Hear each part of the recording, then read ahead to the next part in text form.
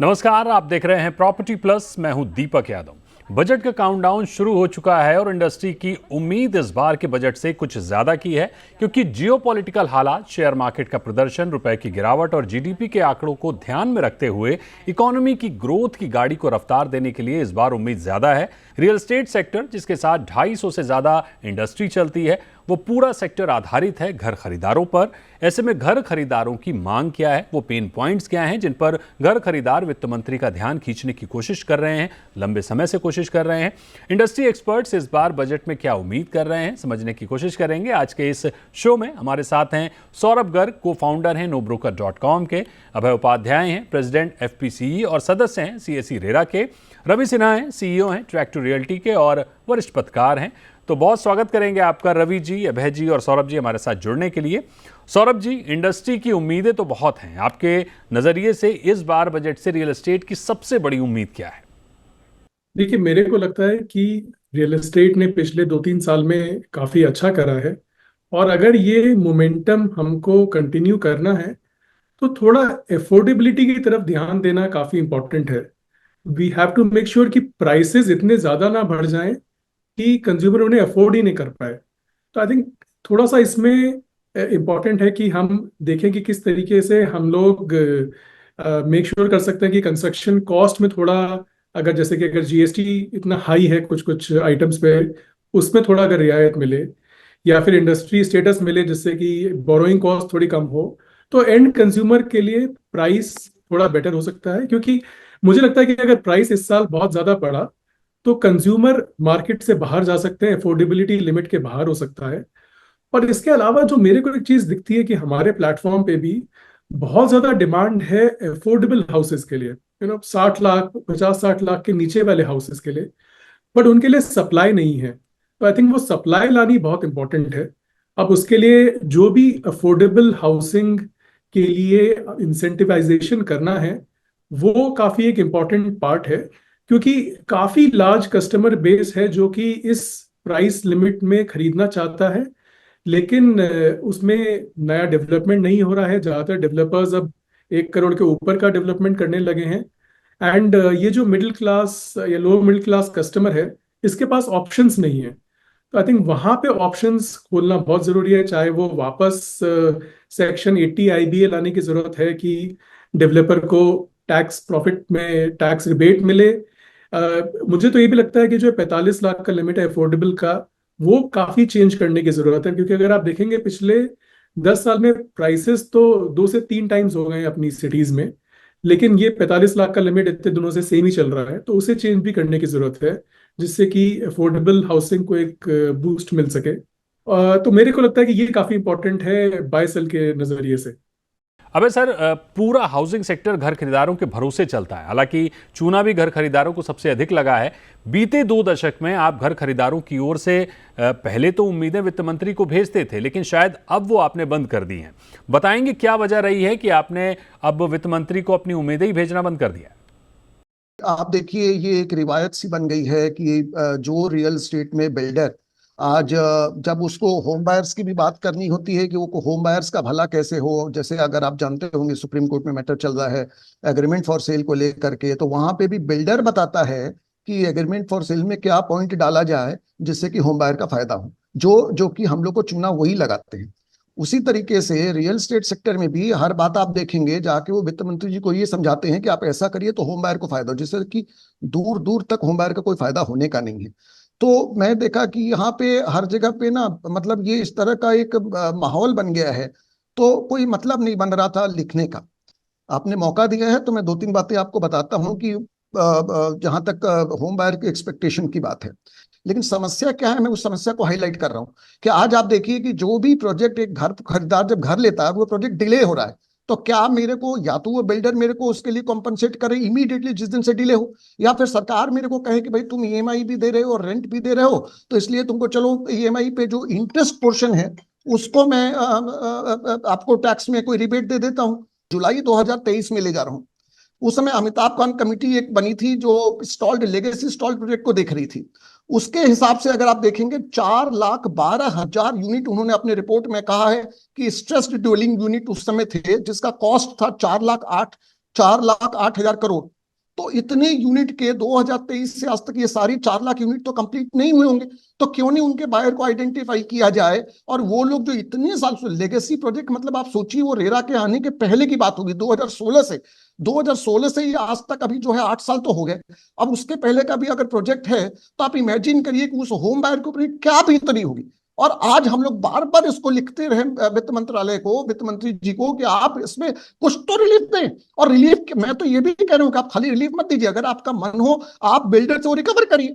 आपके पास में तो सारी चीज, आप कहिए कि भैया तुम्हारा टैक्स जो है, अगर तुमने प्रोजेक्ट डिले किया तो तुमको कॉर्पोरेट टैक्स 25% नहीं 50% देने होंगे। इसमें क्या दिक्कत थी? क्यों नहीं किया जा सकता? क्यों एक ही इंडस्ट्री का कस्टमर इतना सफर कर रहा है और उसकी लाइफलाइन परेशान नहीं हो रही, और गवर्नमेंट ऑफ इंडिया उस पर ध्यान नहीं दे रही है?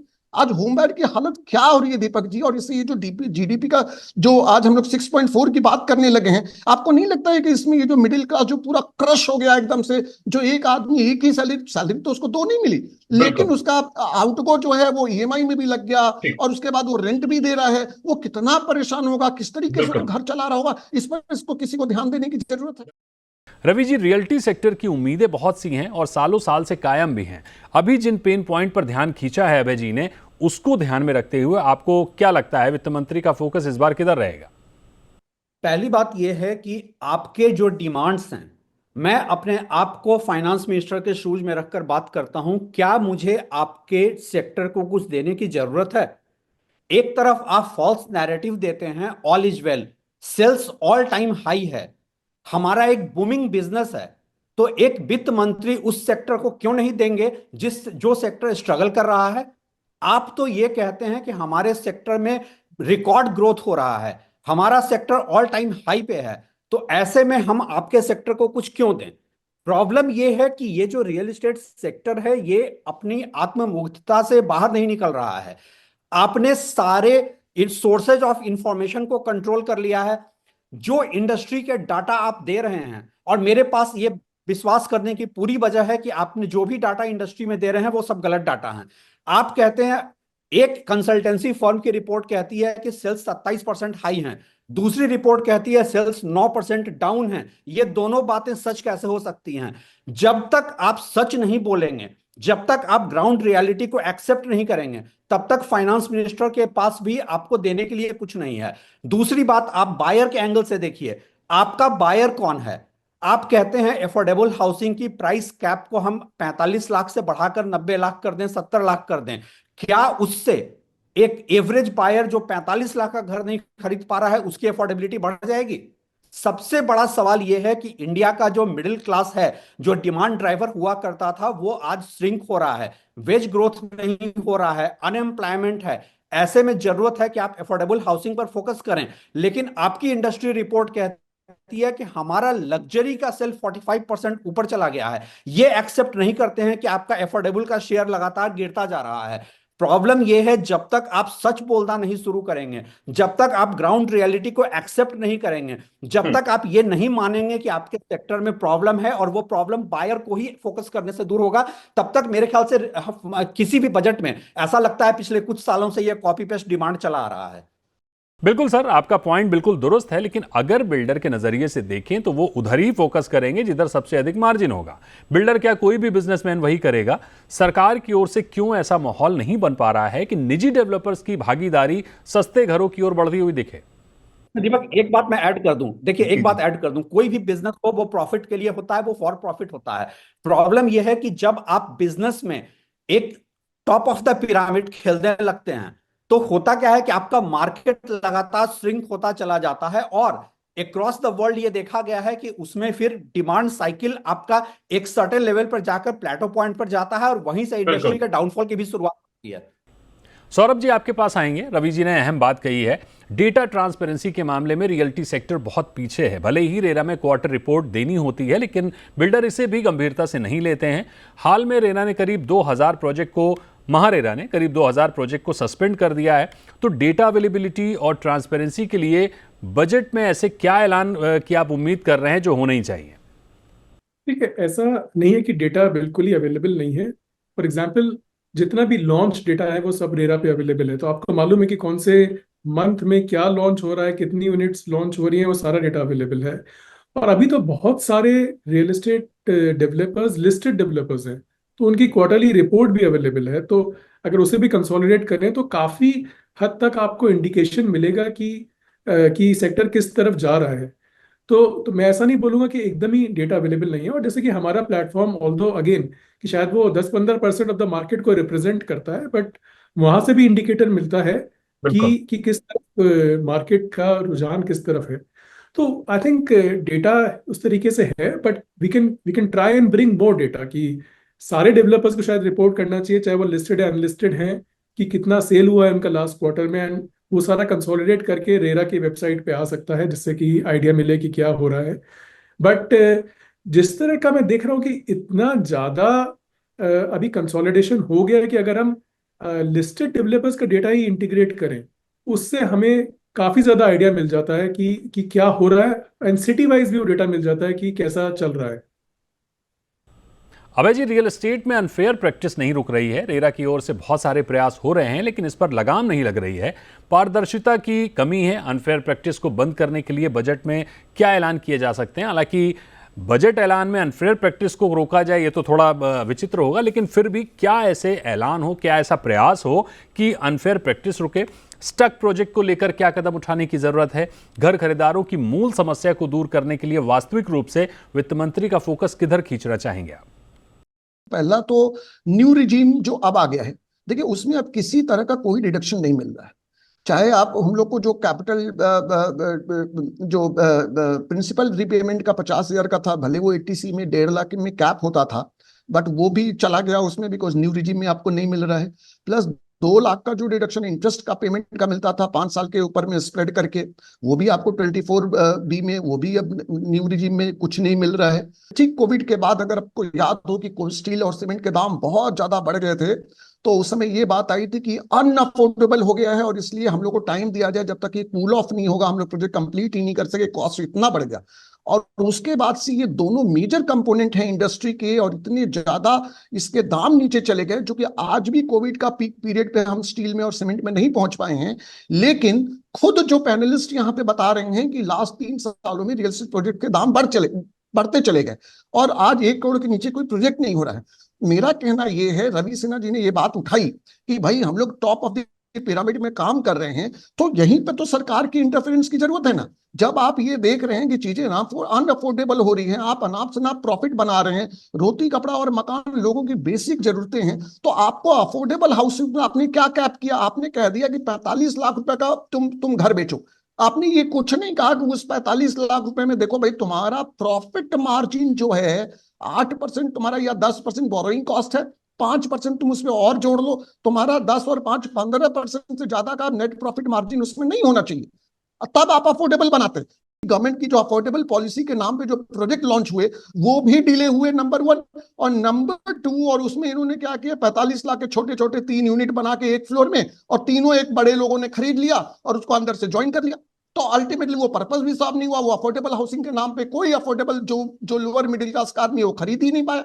क्यों नहीं खरीद पाया? क्योंकि वो जो यूनिट बने छोटे वाले 60 स्क्वायर मीटर्स या उससे भी छोटे, वो इतने इतने कम एरिया में है और उसको इस तरीके से बनाए गए कि लोगों को मजा नहीं आया।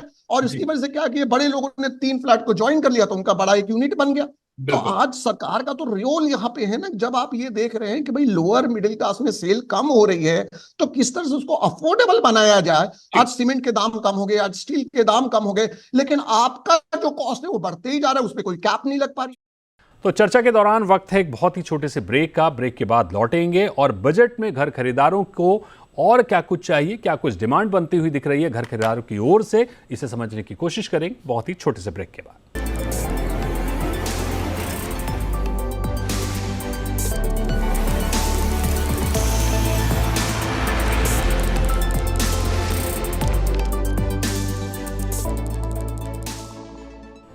Welcome back. आप देख रहे हैं प्रॉपर्टी प्लस और आज हम बात कर रहे हैं बजट से घर खरीदारों की मांगों को लेकर। मेहमान हमारे साथ जुड़े हुए हैं और रुख करते हैं उनका। रवि जी, आपके पास आते हैं। बजट में 2 बातें जिन्हें उम्मीदों से जोड़ा गया है, पहला जीएसटी और दूसरा स्टैम्प ड्यूटी। ये दोनों चीजें बजट से सीधी तौर पर इनका लेना देना नहीं है। आप डेवलपर्स की बजट डिमांड को कैसे देखते हैं? नहीं, देखिए दीपक, इंडस्ट्री का दर्जा क्यों मांगा जा रहा है? ताकि इनको इंस्टीट्यूशनल फंडिंग मिले। सवाल यहां उठता है, क्या आप इंडस्ट्री की तरह ऑपरेट करते हैं? क्या आप एक प्रोडक्ट बनाकर बेचते हैं, या पहले बेचते हैं फिर प्रोडक्ट बनाते हैं? क्या यह सच नहीं है कि इंडिया के अक्रॉस द इंडस्ट्रीज बात करें, सबसे ज्यादा फिस्कल मिसमैनेजमेंट रियल एस्टेट में है? इसलिए इंडस्ट्री स्टेटस का तो डिमांड ही फंडामेंटली गलत है। दूसरा, अभी अभय जी ने कुछ बहुत अच्छे मुद्दे उठाए थे। उन्होंने पूछा था कि प्रॉफिट मार्जिन, मैंने जितने अफोर्डेबल हाउसिंग के ब्रांड्स हैं उनका बैलेंस शीट जो स्टडी किया है, ज्यादातर का प्रॉफिट मार्जिन जो है वो 27% के आसपास में आ रहा है। अब आप एक बात बताइए कि अगर आपका प्रॉफिट मार्जिन और लग्जरी हाउसिंग का प्रॉफिट मार्जिन बराबर है, तो अफोर्डेबल हाउसिंग में आप कहां कैटर कर रहे हैं? दूसरी बात, आप कह रहे हैं कि बजट में क्या किया जाए। बजट में घर खरीदारों पे फोकस कहां है? आज एक घर खरीदने का फायदा किसको है? बिल्डर को फायदा है, उसका प्रोडक्ट बिक रहा है। बैंक को फायदा है, बैंक का इंटरेस्ट रेट जा रहा है, बैंक अपना लेंडिंग करके पैसे कमा रहा है। गवर्नमेंट का इंटरेस्ट है कि स्टैंप ड्यूटी आ रहा है, जीएसटी आ रहा है। आप मुझे बताइए, एक होम बायर का क्या इंटरेस्ट है आज घर खरीदने में? यही वजह है कि घर आज की तारीख में लग्जरी सेगमेंट में जो सुपर रिच हैं, अल्ट्रा रिच हैं, उनके लिए पैसा पार्क करने का जगह बन गया है। जरूरत इस बात की है, और उसमें यह बजट बहुत इंस्ट्रूमेंटल साबित हो सकता है, जरूरत इस बात की है कि आप कंजम्पशन बढ़ाएं, आप मिडिल क्लास को वो अफोर्डेबिलिटी दें, वो सरप्लस पैसा उसके हाथ में दें जहां वो इन्वेस्ट कर सके। आज हम देख रहे हैं कि गोल्ड की लैंडिंग कैसे हो रही है, लोग अपने घर की ज्वेलरी गिरवी रख रहे हैं। दूसरी तरफ आप कहते हैं कि हमारा घर बहुत बिक रहा है। भाई, आपका घर एक इन्वेस्टर सेगमेंट में, अल्ट्रा लग्जरी में बिक रहा है, और यहीं पे गवर्नमेंट को स्टेप इन करने की जरूरत है। और जब गवर्नमेंट को स्टेप इन करना है, तो बजट से बेटर अब एवेन्यू नहीं है आपको स्टेप इन करने के लिए। सौरभ जी, एक अंतिम सवाल आपसे लेना चाहेंगे। हम जो देखते हैं कि एक नैरेटिव सेट किया जाता है कि रियल एस्टेट के एक सेगमेंट को आधार बनाकर यह कहा जाता है कि रियल एस्टेट बहुत अच्छा चल रहा है। अगर लग्जरी, अल्ट्रा लग्जरी को छोड़ दें तो बाकी लोअर मिड और अफोर्डेबल हाउसिंग में तस्वीर अलग है। बड़ा सवाल यह है कि रियल एस्टेट इंफ्रा का दर्जा तो मांग रहा है। मान लीजिए सरकार रियल एस्टेट सेक्टर को इंफ्रा का दर्जा दे भी देती है, तो जिस तरह की प्रैक्टिस है, जो इमेज है रियल एस्टेट की, उसको देखते हुए क्या इन्वेस्टर हाउसिंग को फंड करने में दिलचस्पी दिखाएंगे, आपको लगता है? देखिए, मुझे लगता है कि दो चीजें सोचनी चाहिए कि एक तो अगर इंडस्ट्री स्टेटस मिलेगा, बोरोइंग कॉस्ट कम होगी एंड शायद बायर को उससे फायदा होगा, क्योंकि अभी काफी हाई कॉस्ट पे अगर वो बोरोइंग कर रहे हैं तो वो पूरे का पूरा पास ऑन बायर को ही कर रहे हैं। दूसरा एक और इम्पॉर्टेंट पार्ट ये है कि देखिए, जो इन्वेस्टर है रियल एस्टेट में, वो काफी इन्वेस्टर्स ऐसा भी सोचते हैं कि हमें ये घर रेंट पे देना है आगे। तो रेंट वाला जो अगर पूरे का पूरा चीज है, उसमें अगर आप देखेंगे रेंटल यील्ड अभी भी काफी कम है इंडिया में। और उसमें अगर कोई इन्वेस्ट कर रहा है रेंटल के लिए, तो उसको 2-2.5-3% ही मिल रहा है, और वो सोच रहा है कि मैं ये क्यों करूं, क्योंकि अगर मैं कहीं भी और डालता हूं तो मेरे को इससे बेटर रिटर्न मिल सकता है।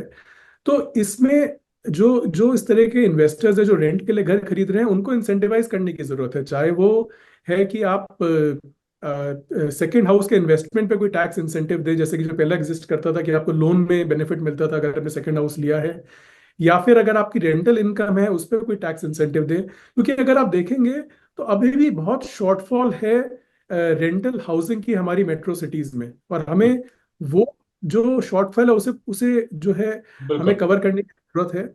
और हम ये भी देखते हैं कि काफी लार्ज पैमाने पे घर अभी भी वेकेंट है। More than 1 crore houses are lying vacant, जिनको लोग रेंट पे नहीं दे रहे हैं। बिल्कुल। तो उसके लिए भी चाहे वो पॉजिटिव इंसेंटिव देना है, नेगेटिव इंसेंटिव देना है, बट वो जो इन्वेंट्री है उसको मार्केट में लाने की जरूरत है।